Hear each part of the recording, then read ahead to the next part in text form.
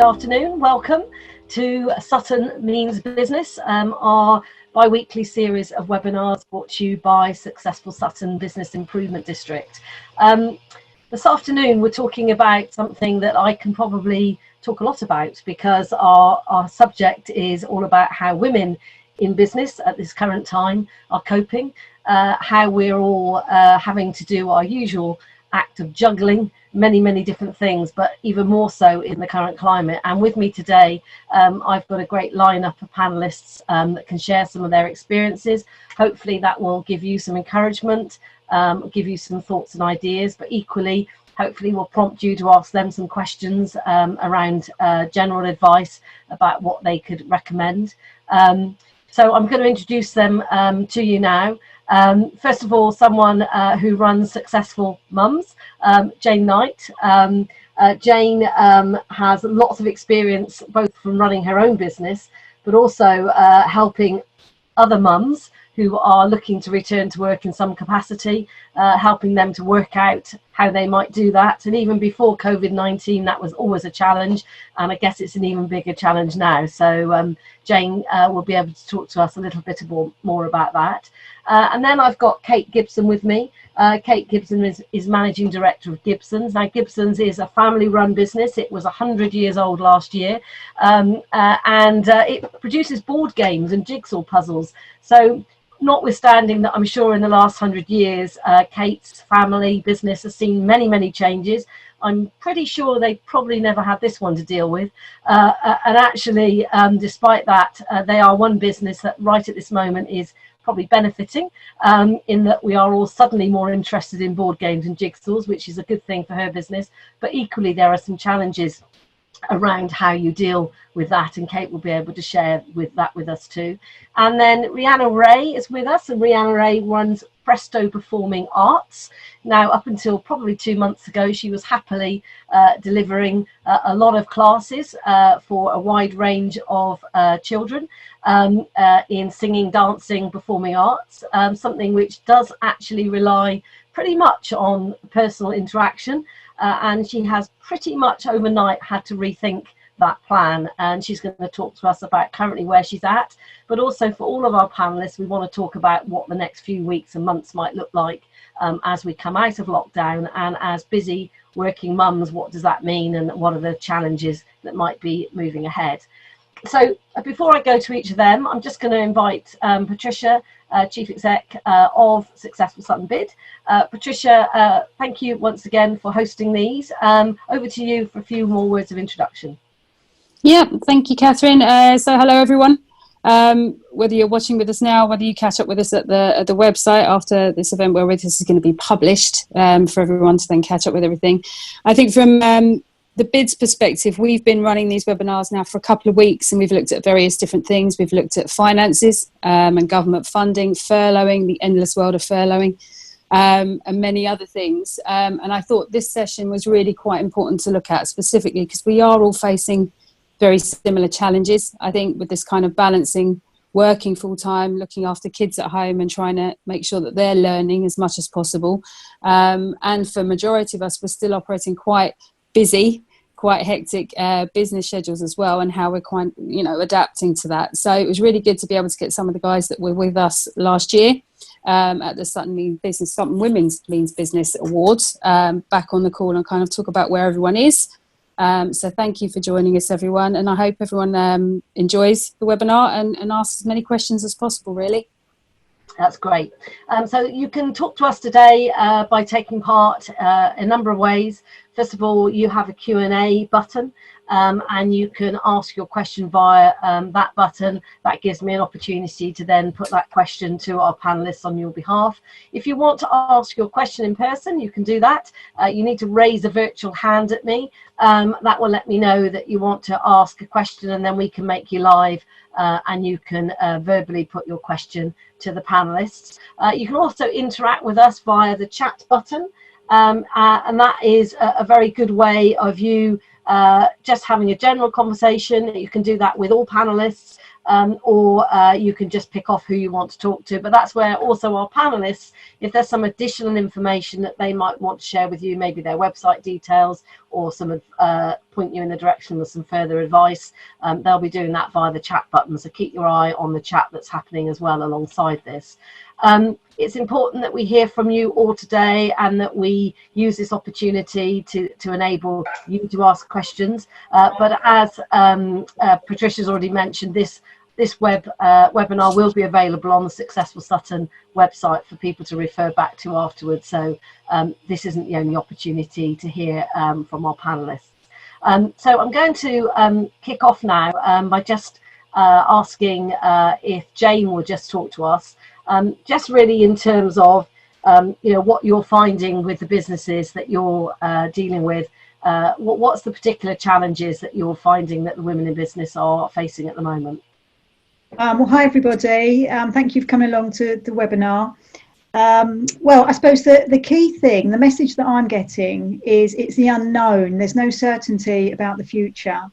So I think that is something we can't control at this point. And a lot of the women that are contacting me, that are these successful mums that have been through our courses, it's how they can continue to run their business in the current climate. So we was discussing off air actually around, it's not always about making money, because it's, in the spirit of things, it's about working with the community, working with colleagues, working with existing customers to add value.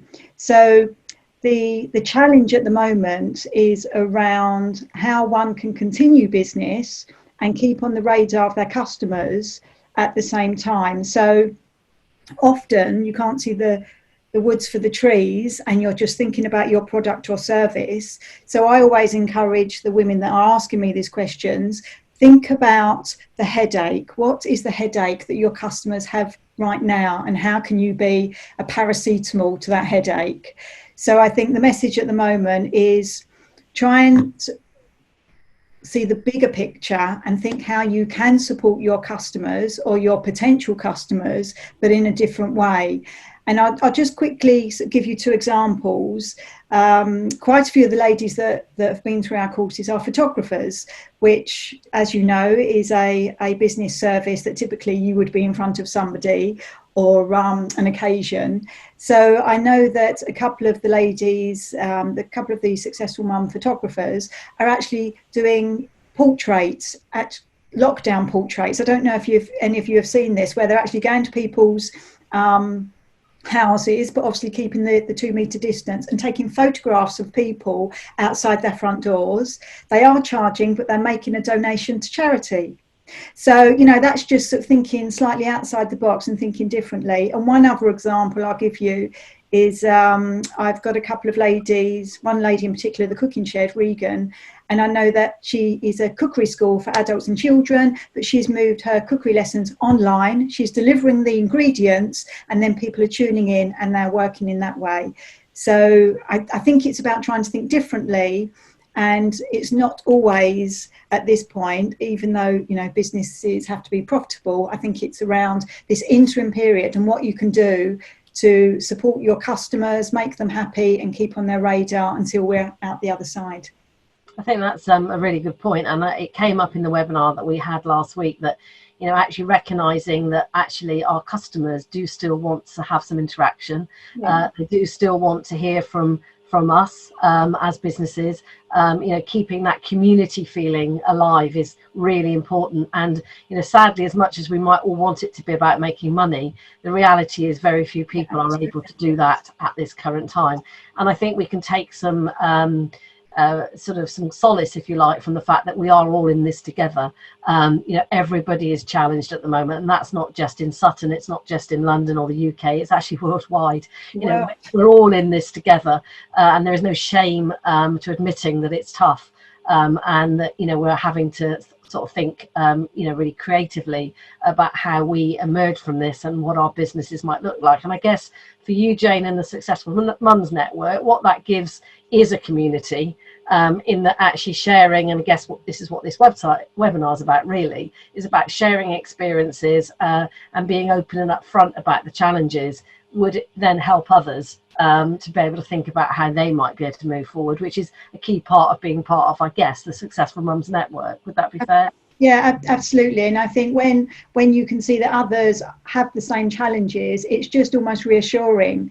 And I think what we're doing, we're all just trying our best. So another message that I give to my Successful Mums Network, and to myself, I might add, is take one day at a time. Because at the moment, you know, we can't plan for what's going to happen in September. We might have an idea, but things might change. So I think it's around giving yourself some space, particularly for the majority of my network who are homeschooling as well. It's that balance, isn't it? And I think it's, don't beat yourself up, dedicate some time. I mean, one thing we do is we suggest people have a timer, and it's only something little, but if you just think, right, 20 minutes, I'm just going to take 20 minutes at my own time, and obviously this is dependent on age related, depending on the age of your children, but even 20 minutes on your own can just give you sort of the mental stability to recharge, to do that schoolwork, or to do that webinar, or to do that blog that you want to write. And sometimes you can feel sort of overwhelmed, and then 2 hours have gone and you think, well, I haven't actually done anything. But if you set a timer, you can think, right, the seconds are coming down, and it's a focus. So I think it's around small steps and taking one day at a time. I think that's absolutely right. And it's really easy. I think when we went into lockdown, I certainly thought, you know, I'm not going to have anything to do. You know, what am I going to do? I've got to run my business from home. And actually, I didn't think I could be busier, but I'm actually busier now than I was before. And actually trying to juggle everything and actually being at home. So it means you've got all the, you know, the pressures of being at home as well. It is really hard, I think, to switch off and actually take some time out. And I know we've covered this in other webinars around health and wellbeing, but, you know, as business owners, working mums, whatever, we're not doing anyone any favours if we make ourselves ill, because when we need to be fit and come out the other side, we're not going to be in the right place. And if we're not in the right place, then our businesses won't be in the right place. So it is important to get the balance right. It's not always easy to do, though. So I think that's a really good tip, actually. You know, set a timer. That's a really good idea. I'm going to come to Kate because we've been talking about thinking outside the box, and your business does a lot to do with boxes, jigsaws and board games. And I know you said when we were off air that, you know, clearly your industry, your business is actually probably benefiting in many ways from this, but equally you've got your own challenges around working from home, being a business owner, and having to do all the things that busy people have to do. So talk to us a little bit about that. Yeah, indeed. Hi everyone. So we are one of the fortunate businesses who are doing very well at this time. As you say, Catherine, I think everybody in lockdown wants to do activities that they perhaps normally wouldn't have a chance to do. So sitting down with a game or a puzzle is something that I think really helps at this time. It's a good distraction, bit of escapism. With a game, you get the family around the table together, all that sort of thing. But yeah, for us as a business, obviously, you know, at short notice, like everybody, the whole team is now working from home. And sort of putting that together with the sudden increase in demand, which is kind of Christmas levels and beyond, but obviously normally you have time to prepare for the Christmas demand. Yeah, it's created a number of different challenges, and obviously those connect very much into what Jane was just talking about well-being and managing stress. So I'm finding that, you know, a lot of my time and focus is around how to support the team, how to encourage them to do things like Jane was suggesting, you know, about taking time out, how to structure your day, balancing with kids, and really just giving them that time and space to, I think we all are feeling differently. We all have up days, down days, and everybody's in a slightly different situation, whether you've got kids, you haven't, whether you're more isolated, whether, you know, you're working and managing children. And it's something that we've tried to work a lot with our team to sort of come up with strategies around that and support them at a time when, you know, we're trying to find more puzzles than we can possibly produce at one time. So, yeah. How many people do you actually employ? What's your... So we're a team of 20 at the moment, but that's all office functions. So we outsource our warehousing and distribution. So those areas are all carrying on. Obviously, they're, you know, following guidelines, but they're carrying on externally to us. So managing those 20 people and making sure that they're all you know, as an employer as well, you know, the obligation that you have to your staff is something else just to think about, isn't it? And actually that brings in a whole new you know, depth of problems really, because just managing yourself and your home life and keeping the business going, and then it's easy to forget that actually you've got this network of people that are also relying on you, that are no longer within touching distance. You can't just go into the office and say, oh, you know, buy everyone cream cakes today to cheer everyone up, or you just can't do the usual things that you would do, you know, to show that you do care as an employer. And that's tricky, isn't it? And there's only so many Zoom meetings, socials that you really want to do, isn't there? Let's be honest. Yeah, I mean, yeah, I think it's sort of a constant, everything is evolving very quickly. So it's constantly looking at everything each day and saying, right, that's not quite working. How can we change it? How can we learn from that? How can we improve it?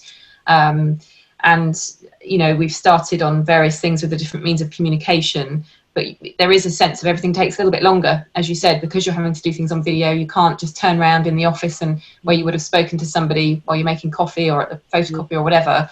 That's not possible. So everything is slowed down slightly, even though we have found that you can achieve a huge amount on video. I mean, who would have thought that we'd all be doing this for every single meeting? But yeah, we've put a few things in place. You know, we have a regular morning at 10:30. We break into groups of 4 or 5, and this is a non-work conversation. It's just 10 or 15 minutes. You know, you might be chit-chatting about your weekend or your evening or what you're watching on the telly, and having those check-ins and those checkpoints with each other we found are really important. Definitely. Okay, over to Rihanna. Now, Rihanna, your business has had to quickly adapt, hasn't it? So tell us a bit about that. Yes, definitely. So we had to move entirely online. We've got quite a large number of children who attend our classes, and we were kind of working towards our theatre show, which was due to take place this July. So that was kind of big focus of this that we're you know, preparing for, and they were all kind of learning the routines for. So we knew we had to kind of carry on and just, so we decided to move it onto Zoom, but it has been a real challenge for us, especially as you said, with performing arts. It relies heavily on, you know, working together as a team building and coming together. So we have had to kind of work around Zoom the best we can, especially with singing. That's been a real challenge for us, the singing sessions, because everyone has a sort of time delay on Zoom, so they can't sing at the same time all together anymore like they would do in class. So it's just been about adapting little things here and there. So we've been able to kind of mute and unmute them, you know, during the classes online, one at a time, to see how they can kind of cope with that. But it's mainly just been about keeping up their spirits, really, for the students. I know they were really excited for that, for the performance, and it's just keeping them going and keeping the kind of focus for them and keeping them driven, really. Have you managed to sort of maintain all your classes and all your pupils, or has there been a drop off, or how is it looking? We have had a few drop off naturally, I think, given the circumstances. But I think that's really important, what Jane was saying about just making sure that, you know, our customers kind of know that we're still there for them, and we still care and still want to kind of keep that social connection with them.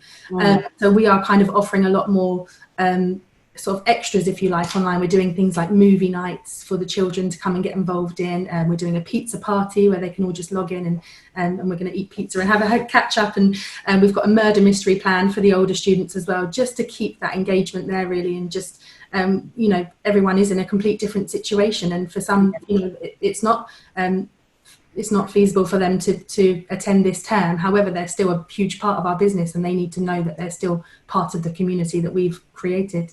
And presumably still the opportunity for people to join, because it might be that back in the old days, you know, maybe joining a singing class or a dancing class might not have appealed, but actually in the current climate, maybe it gives some people confidence, because they're not having to perform in a big group. They are in the comfort of their living room.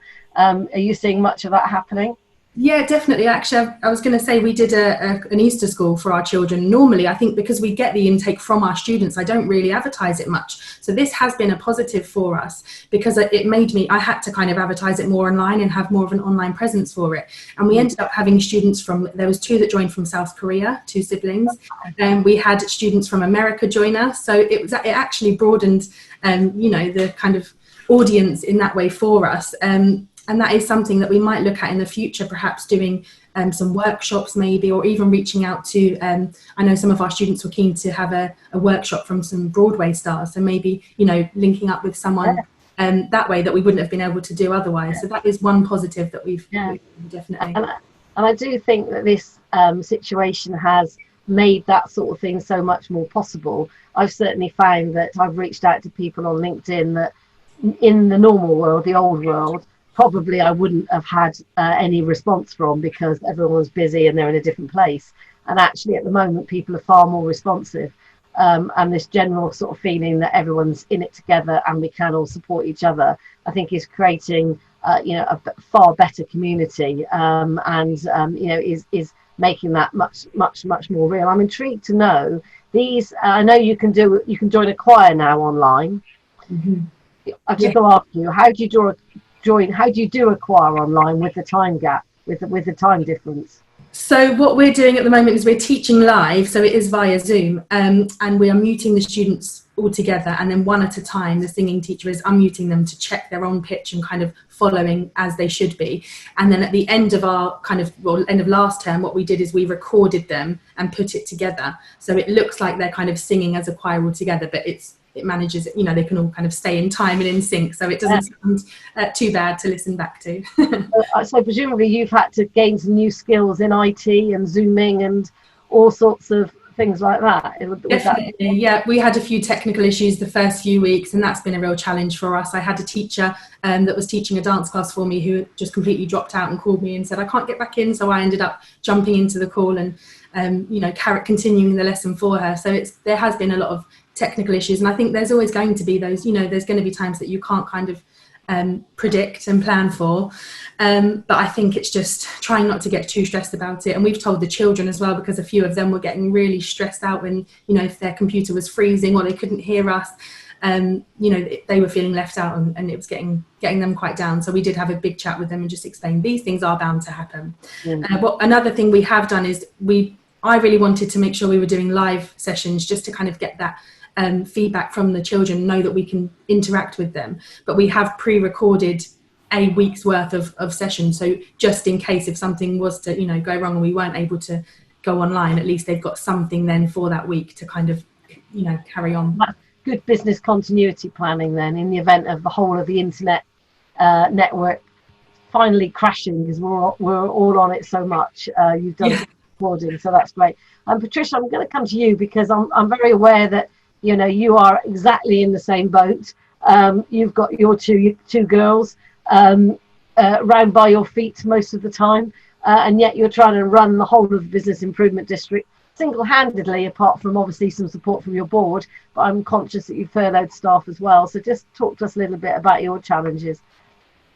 I think much the same as we've heard from everyone else. I think I started this process with the girls being at home, and I put an awful lot of pressure on myself. I think I started it out thinking, right, we're going to stick to a schedule. We're going to do learning in the morning, and then I'm going to sit and do some work, and then they can do that quietly in the corner while I do these other pieces of work throughout the day, and then we'll finish at 3, and then we'll have 2 breaks a day, and then we'll go for our walk. And I was building this schedule in my head, because normally I work quite well under a structure. And within, I would say, coming into this middle of the second week, it just wasn't working. I was becoming increasingly stressed. I think, because it wasn't working to plan. So I was, getting myself all worked up because it was not happening. And actually it was my other half who said, you've got to take it a bit easier. I mean, the pressure is on for a bit, like most of everyone has said today. I think I haven't been as busy as I am now. Largely because there's so much information to share. There's so many things that we need to get out to the businesses to ensure they're supported. It is quite a high pressure situation for all bids. I'm certainly not alone. But again, I think it is that part where you have to take a step back and say, look, there is only so much you can do. You have to think that really putting so much pressure on yourself isn't doing your kids any benefit. It certainly isn't doing you any benefit. And it's discovering that balance between how much work you're doing and getting the priority stuff sorted, not the unnecessaries. And what is the unnecessaries? Putting that to one side, right, I'm going to get the priority stuff sorted, the kids are not doing their learning properly today, so let's scrap that and do something that they'll enjoy. That way I can keep them occupied, but maybe we're not doing it quite as structured as the learning they need to do.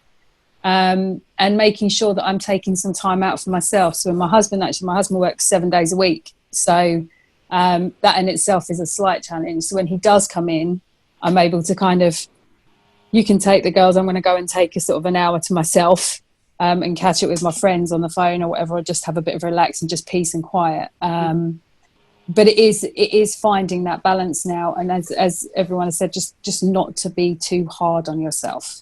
I think that's the main thing. We all try and strive to have everything and do everything and be everything to everyone. And it's just about being kinder to yourself, really, I think, and doing what you can and when you can do it, really. A little tip that I'll share, which actually is an accident, but as we went into lockdown, I actually managed to break my phone and very quickly managed to get a replacement, but didn't and still haven't turned my emails back onto my mobile, mainly because I haven't worked out how to do it yet, if I'm totally honest. But secondly, because it struck me that whereas in the old days, I had my mobile literally glued to me, and no matter where I was, whatever time of the day or night it was, I was able to quickly check my emails and make sure I hadn't missed anything. It occurred to me that as I wasn't going anywhere and I was at home, that actually having a mobile, that if I'm sat watching the television, I didn't feel obliged to do that, would actually be fine. And that has been a real stress reliever for me. I know that if I want to look at my emails, I can go and look at my computer, which is only across the room, across the corridor from my bedroom, but not having it there next to my bed, feeling that the first thing I have to do in the morning, the last thing I have to do at night is check my emails, has actually been a really positive thing that's come out of this. Now, the reality is I don't know when we go back to a new normal, whether I'll be able to continue that. But certainly as long as I'm sort of home working and not having the stresses of commuting and travelling, that's given me a sense of freedom. So a little tip, if you haven't done that, switch your emails off of your phone because we really don't need to be looking at them 24/7. I'm going to come back to Kate, and the question I want to put to all of you is around how you're having to market and adapt your business differently. So obviously, how do you ensure that you keep, first of all, the customers that you've got? How do you try and attract new customers? We're all very conscious that we're going to have to adapt, pivot our businesses, and what does that need to look like? And how, on top of everything else, are you coping with that at the moment? Because not all of us perhaps were as online as we should have been in the past in terms of our websites or our social media presences. I'm just interested to know how that might have changed. What about for you, Kate? I know you mentioned before that you had just started a website, thankfully.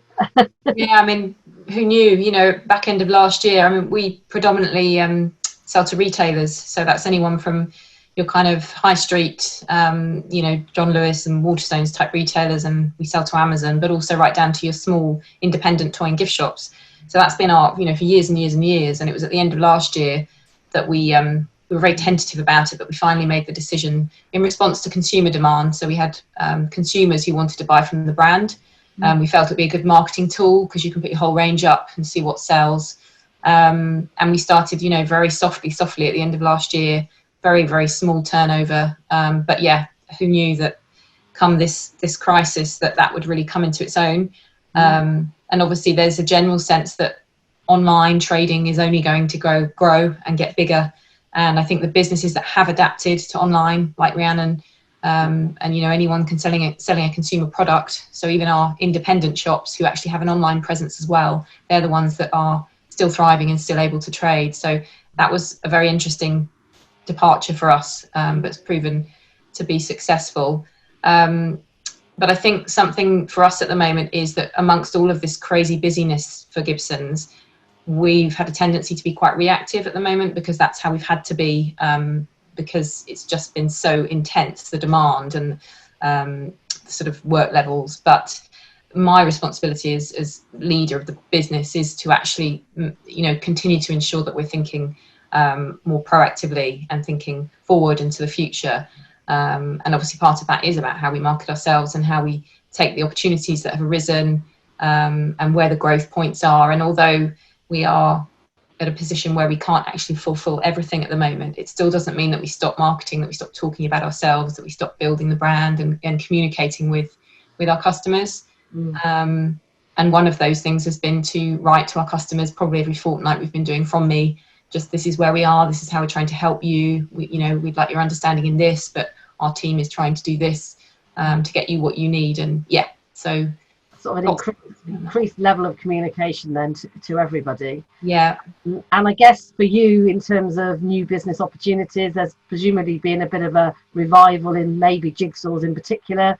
Maybe in the past, imagine they might have been more for the elderly or not, and maybe it's opened up a new market in terms of opportunities where people in the past would perhaps not have been interested in jigsaws. Is that the case? There's definitely a sense of that. I mean, we have a very loyal following of jigsaw puzzlers. It's actually, once you get stuck into it, it becomes a real hobby for people. But they have in the past probably tended to be more older people. And we're finding lately that it seems everyone's doing a puzzle, and we're attracting a lot more younger puzzlers. They may want different designs, they may want something more contemporary, but they're seeing it as an opportunity to, that digital detox, to step away and do something different. So all sorts of people are popping up doing puzzles, and we keep sort of saying, so-and-so is, we even had Mary Berry the other day buying a puzzle, which made us all very excited. One of ours, so she's obviously in the older category, but yeah. And what about in terms of opportunities to, I'm conscious at the moment that, the idea of maybe you could have a bespoke jigsaw puzzle because, you might have parents who are self-isolating and actually sending them a jigsaw puzzle, which is maybe a family picture. Is that something that Gibsons can do at the moment, or might that be an area of growth in the future? Absolutely, yeah, not at the moment, but it is a project that we've got going right now, or did have just before lockdown. We've had to pause it a little bit in terms of its development, but yes, that is something that we're hoping to offer during the next 6 to 12 months. Yeah, that'd be great. Good. Okay, coming to you then, Jane. In terms of, I guess, both from Successful Mums, but also, the other businesses that you deal with, how have you had to start thinking about how you more proactively push the business at the moment? Well, I think it's keeping on people's radar, and I think we've almost, some of the advice we're giving and what we're doing ourselves is we're becoming more human.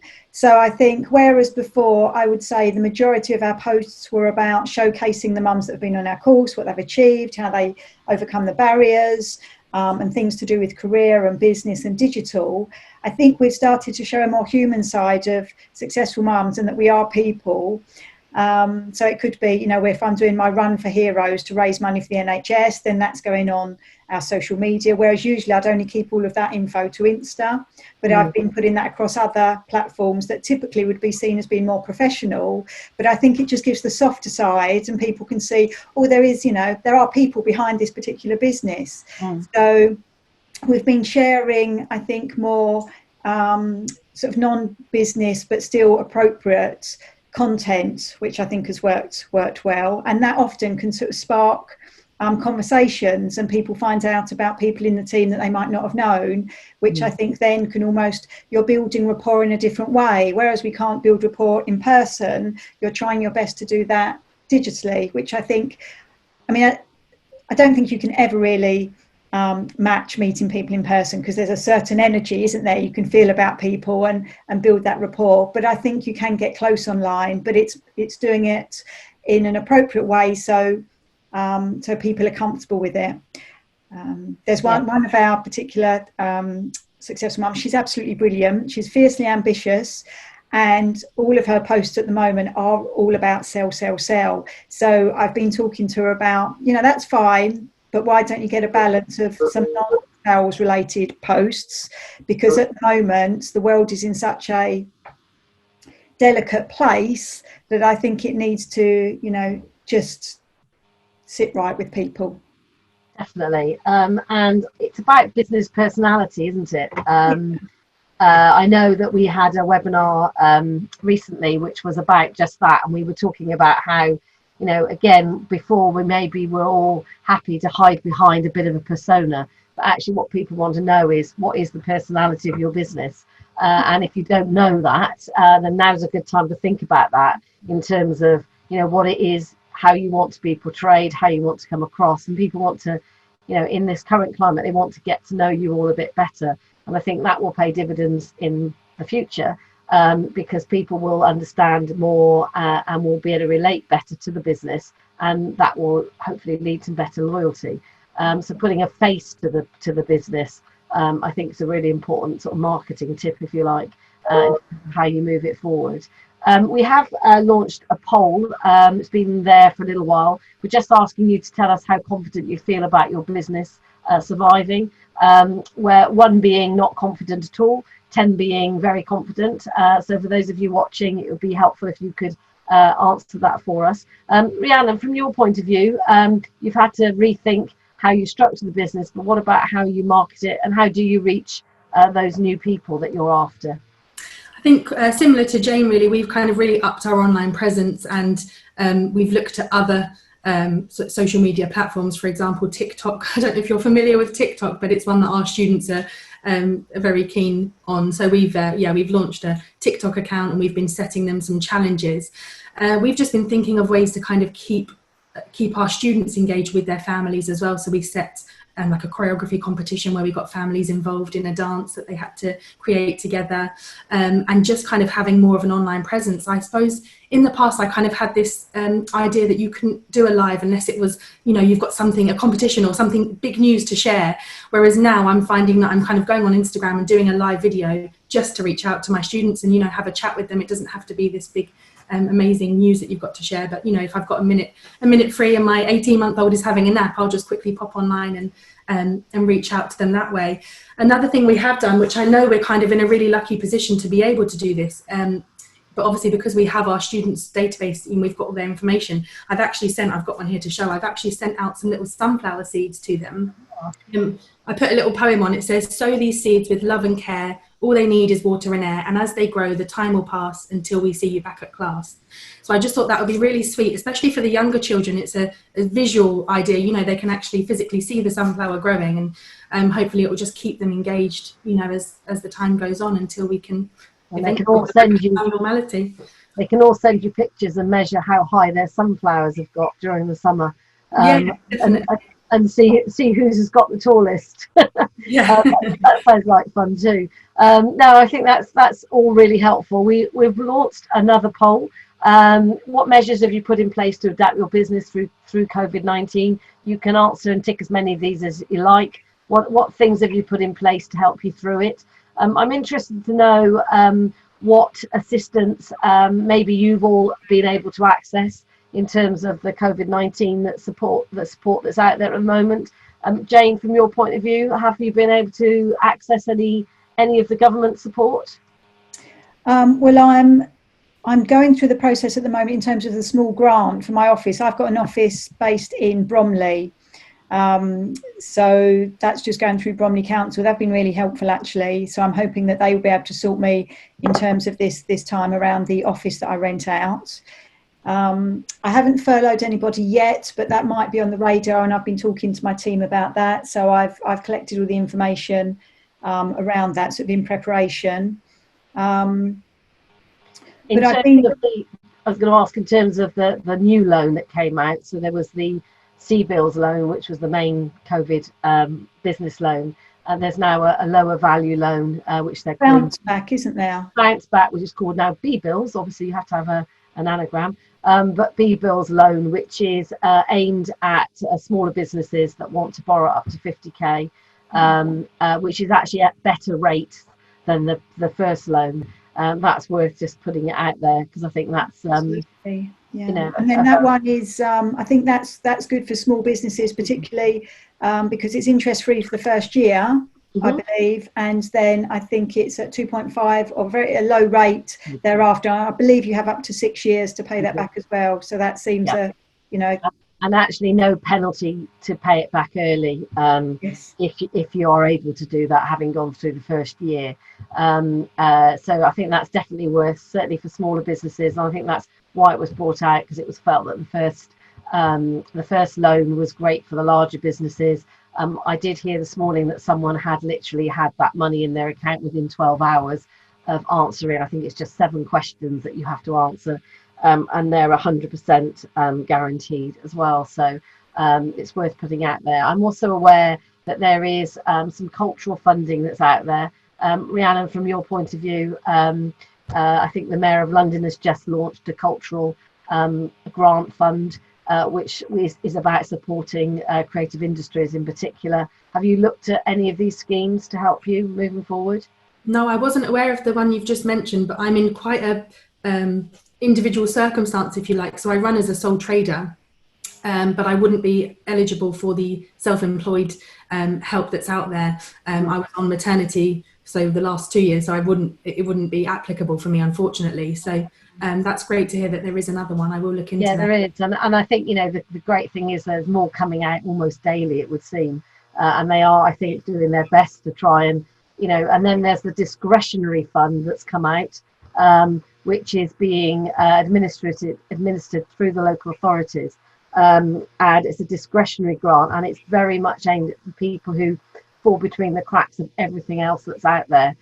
So if you are, as in your case, Rhiannon, self-employed, your business isn't able to furlough or whatever all the other things are, then you can, on a discretionary basis, ask for support via the local authority, so there is a little bit more out there.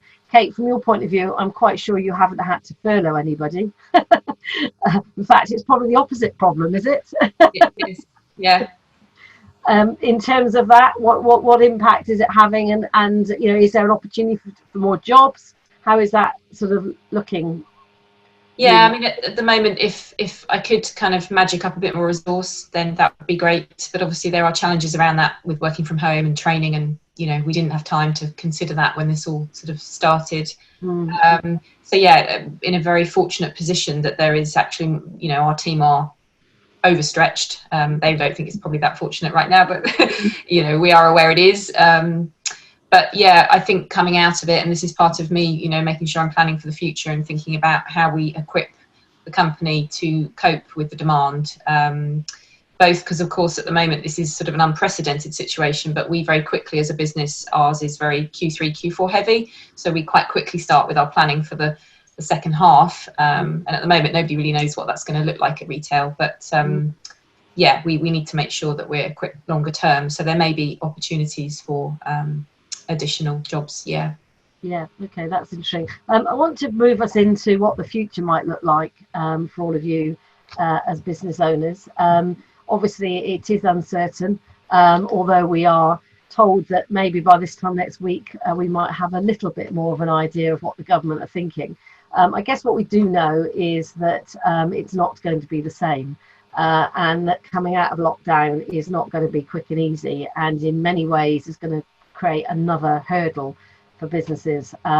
If I just cite my situation, we've got used to managing as we are ticking over without really doing anything that's going to actually pay the bills at the end of the day, but we are managing to keep our heads above water.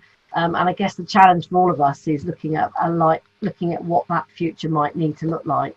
And I know a big message from anyone that you talk to in the accountancy world at the moment is to take some time out to really start strategizing around what cash flow might look like. At some point, those people that have taken out loans, or that's going to have to be paid back. If you've taken a rent holiday from your landlord, at some point that money's got to be paid back, and levels of business won't just resume back to where they were. So I'm interested to know, both in terms of that, but also I guess in terms of this whole social distancing issue. And I know, Patricia, from a bids perspective, it's something you're going to be grappling with at the moment along with the local authorities, so maybe it would be a good place to start with you. How are you going to reopen a high street when you have to have 2 meters distance? Are there any thoughts at the moment about what that might look like? That's about $1 million question, to be honest. I think there is a lot going round between the council, between the Association of Town Centre Managers, the Bid Foundation, and certainly British Bids, where we're all communicating via our kind of essential information sharing platform we all use. So there are a lot of ideas about how that is going to look. Obviously, we can be quite, proactive in the approach we take, where we think what's going to be obvious things. So obvious things like social distancing and marking out social distancing for queues and so on and so forth, inside and outside of stores. Looking at ways we can potentially host events, and when that could possibly be. Certainly from our perspective, we haven't got any events lined up for the remainder of this year now. We had a host of things, so strangely I should be less busy than I normally am. It hasn't actually planned out that way, but kind of looking at how we can take our events that we would normally do on the high street and in the town centre, and actually bringing them to a virtual platform, so people can still enjoy them, and we can keep it Sutton centric, so it keeps Sutton and people aware of what's going on in our town centre and what our town centre is, and you know, the feeling of the place, but through a virtual platform. So that's quite a challenge in itself. But I think moving forward, we're going to have to wait and respond reactively, which is never an ideal way to do things, to what our government legislation says. Work with the council as much as we possibly can, and we do that a lot. So we're not duplicating any of their efforts, and we are giving that business input, which is very important, so they understand where the businesses are coming from, and just going with it really. And also the public, what do they want? As I said earlier, the survey that was conducted about people and what they actually wanted when they came back, and when lockdown was finished, was a kind of very staggered and very slowly moving back into some form of normality. But certainly there were concerns around using public transport. There were concerns about being in crowded spaces, and those kind of things. So I think that is going to be a big hurdle, particularly for bids, because that's our bread and butter really. Our aim is driving footfall. And if the footfall doesn't want to come, that's going to be the biggest challenge, I think, for us moving forward. Yeah, and I think that's something which is about confidence. It's about making local people feel confident that they are going to be safe when they travel into their local high street or Sutton High Street. And I guess that's the same as business owners dealing with our customers. We need to be able to give them confidence that we've put the right health and safety methods in. And I guess, Rhiannon, for you, this must be a huge concern, and it must be occupying a lot of your thoughts at the moment. How are you going to get a group of very young kids that probably don't even understand what 2 meters distance is to keep their distance if they're ever going to come back to a dancing or a singing or an acting school? What are your thoughts on that currently? Yeah, this is something that I'm really struggling with at the moment. I do need to sit down and dedicate some time to really kind of hatch out a plan for this, because like you say, they're very young. Our biggest class is 45, where they register all together, and then we split them off into groups of 15. We run from a venue in Sutton, the Sutton Life Centre, and we also run from a primary school in Wallington. So there isn't a space big enough, to sort of have the 2 meter rule with all of them at the same time. So I was thinking, we might have to split the classes in half or even in quarter for some of the classes, but then it's a case of paying staff for longer hours, which isn't going to be feasible. So this is something that I'm struggling with at the moment. It's going to have to be something that's going to have to take time for me to sit down and kind of try and work out a way that they can all come back to class when it's safe to do so. Yeah. And I guess in the meantime, at least you have established what sounds like a really strong platform, which I'm guessing will only grow. And I guess, I run an events business, and I think the reality is we won't be running events in the way we used to run them for probably the best part of a year. And in reality, what opportunities does that bring, and how do we have to think differently? And I think, as was said earlier, I think it does make you think outside the box, and actually there's an awful lot you can do differently if you stop and think about it. And I think when we went into lockdown 8 weeks ago, 6-8 weeks ago, there were things which were on our sort of business plan action list that we sort of put a red line through and thought, well, that's never going to happen now. And then as time's moved on, we've begun to think, no, actually that perhaps could happen now, but actually we need to think differently, and we need to do it differently. So as we're all gaining in confidence, I think, because, let's be honest, this is unprecedented. No one's ever been here before. We're all having to learn. And I guess, I would sort of say this as a woman to fellow women. We're very good at thinking on our feet and having to think outside the box. And I think that's definitely what's happening at the moment. Jane, from your point of view, the question of what the future might look like for you and many of your successful mums, what are your thoughts on that? Well, I think the online digital courses we're running will continue. The back to work courses will continue, but I think it's what jobs will be available. Obviously, there will be a shift there. Business startup, I think now is a great opportunity for people to look at what business opportunities there are out there, because often in a recession or in a situation unknown, there will be new businesses born. In terms of the conferences and the taster sessions and the events that we used to run monthly, I think we will be moving more towards Zoom, doing webinars. But as I touched on earlier, I just think some sort of event will need to come back at some point, even if it might not be for another year, just because the energy in the room, that feeling of bringing people together and getting outside the house is all positive. So I think for us, it will be continuing our courses online, supporting our Successful Mums Network with how they can work, and also getting ideas, sharing ideas. Because I think, you just touched on something that might have been in your action plan. You just thought there's no way that's going to happen, but then maybe it can. What would it look like if it's online? I think it's about having that growth mindset and really trying to flip things and turn things round. Because, hey, if 20 years ago somebody would have said, I would be looking at people through a screen, having a meeting, having a webinar like this, my brain probably just couldn't understand the concept of that sentence. But we're here, aren't we? So I think there's lots of other scenarios that our brains just aren't quite ready for yet, but it will come, it will be there. So make sure you uncross all of that red. Yeah, I think what this has all made us realise is that nothing is impossible. I mean, I remember 8 weeks ago or probably 10 weeks ago, but having a conversation where if someone had said to me 6 weeks further down the line, I'd have been celebrating my dad's 82nd birthday with him on a Zoom conference when he's in Devon and I'm here, and we're blowing out virtual candles together and doing all of that, I would have said, you've got to be joking. That's not happening in a million years. And why would it need to happen? And then here we are doing exactly that. And actually, we're all embracing it. And even he is embracing it.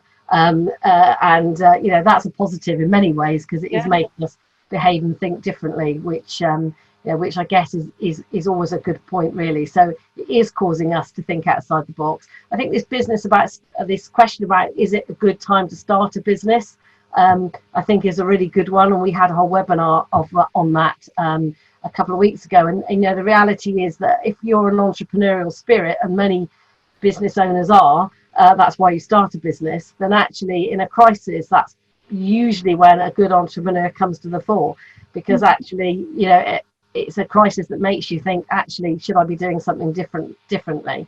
And so actually, I think is there ever a good time to start a business? Well, who knows the answer to that, but why not thinking about starting your business? And I guess, Rhiannon, you're a good example of that, because, you wouldn't have thought that you could have done your business online, but you are now doing it online. And so others out there listening to this might be inspired. And last week we had a lady on from, I can't remember the name of the facial company in Wallington, who'd had to completely move her facial business online. And who'd have thought that a touchy-feely sort of beauty type business could go online, but it could.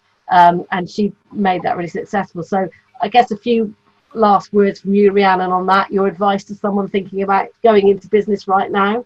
Yeah, I think now is a great time to start a business. People are at home, they've got more time on their hands, they're using the internet much more than they would, and lots of people who wouldn't normally be online and on Facebook and Instagram are sort of signing up to keep the boredom at bay. So yeah, I think now is a great time. There's a great phrase, isn't there? A phrase, something like, if someone says, can you do this, say yes, and then learn how to do it later. And I think that's definitely, that's my motto, and that's how I do things. We just jump in and go for it. And yes, there will be mistakes, and it's been very stressful, but we're getting there. And like someone said earlier, take it step by step. And yeah. Definitely. Yeah, I mean, I started my business 10 years ago, and that was very much our philosophy. Say yes to everything, then work out how to do it. And that's how, we've survived 10 years, and it's been an up and down journey. And this is just another very big bump in the road. But hopefully, I said to someone the other day, let's just hold on tight, keep our hands and legs in the vehicle at all times, and we'll get through the bumps, and we'll get through it together. And that sort of almost feels like you've gone back to the beginning, and you're having to go back to that mentality of nothing is certain. in business terms, but what you can be confident about is that you've got a great business, you've got a great idea, and actually we know we've got great teams around us and businesses. Yeah, I was going to say, great support around us. We're all in the same boat. We're all in this together. So use the support that's out there. Yeah. Coming to you, Kate, just for sort of final words, really, of advice. You've seen a lot of changes, not you personally in the last 100 years, but I'm sure as a business you've had to go through, many recessions, many good times, bad times. Sort of a final few words from you in terms of what you would give as advice. Yeah, I think just touching on the point there you were just making, it's this crazy, strange time we're all in, and I can't wait to sort of get, I think it every day about our team and what they're achieving at the moment, and it's just incredible to actually get to a point where we're all back in a room together and we can say, God, we actually did that, and you achieved all of this, and, finding the positives, I think, and that kind of extends out, not just longer term, but, just day by day. We've all talked about taking it day at a time, but also celebrating all the small things, because it is tough at times and it's stressful and we've all got demands all over the place. But actually just saying, look, we achieved that. And at the end of the day, looking back and being proud of yourself and of others. And I think that goes such a long way. Yeah, definitely. And I think we will all look back on this. I don't know when. I was thinking this the other day, will it be this time next year? We'll be looking back on that and saying, do you remember when we did? And it just being a distant memory, but at some point we will all look back on it, and it will be a distant memory, and it'll be something we'll be telling our children and our grandchildren, and they probably won't believe us, that we weren't ever allowed to meet in public, and it all seems a bit surreal, doesn't it? But the reality is that is where we are now, and I guess as good business people and good business owners, just embracing that moment, and using that to the best opportunity is all we can do. Jane, last few thoughts from you. Well, I think really it's one day at a time, isn't it? I think it's just not planning too far ahead, because we can't. I think it's around keeping on people's radar, be kind, join in with the community spirit. There's lots of great opportunities to raise money for, not just the NHS, but also the other fantastic key workers, all the people that are on the shopping supply that are getting our food and our wine and our milk and our bread to us. Making sure we all do the clap on a Thursday, an extra loud clap on a Thursday, and make the most of it, because this is a unique time, isn't it, for our lifetime. So I just think, step back and think, wow, this is a time that we will look back at some point and think, wow, we got through it. So as Kate just said, it's let's make the most of it, and give ourselves a bit of breathing space too. Embrace it and try and see it as a positive, even when it doesn't feel like it, is a good bit of advice. Patricia, back to you. Oh, there you go. Sorry, I'd muted myself. Killed it. Apologies. I think I agree with everything everyone has said. I think it is a wholly negative thing that's going on around us, and I think we all have to just try and get through it as best we can. But I think what we'll find is at the end of it, we're going to come out the other side with some really positive stories. And I think there's going to be some positivity that's happening around businesses, and particularly the ones that I've seen and the ones I've spoken to within the district and around. Just hearing some of the stories of what people have done and how they've had to diversify and how that's worked for them.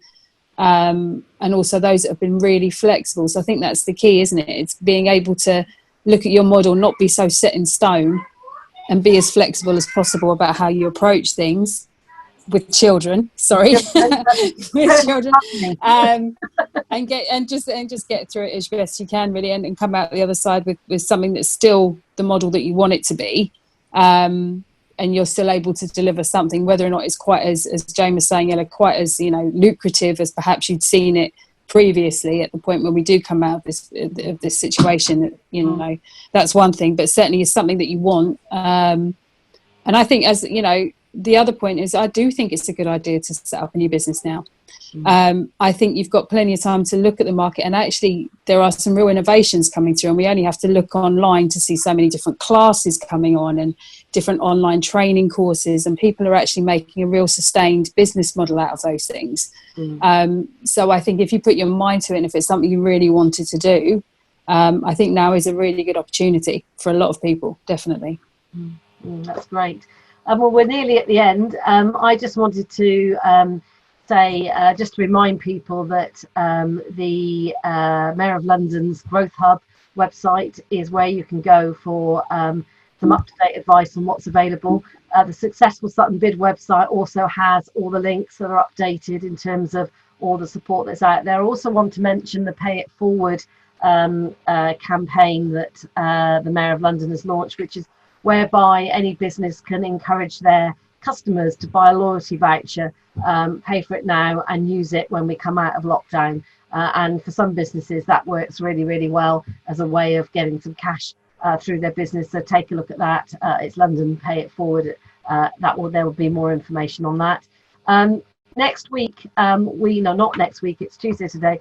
Thursday, we will be talking, giving you all an update really on all the support that's out there.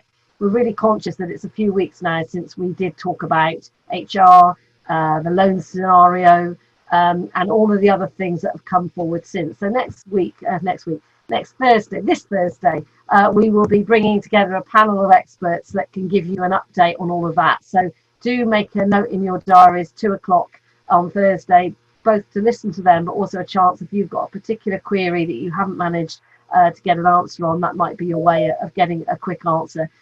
So that's next Thursday.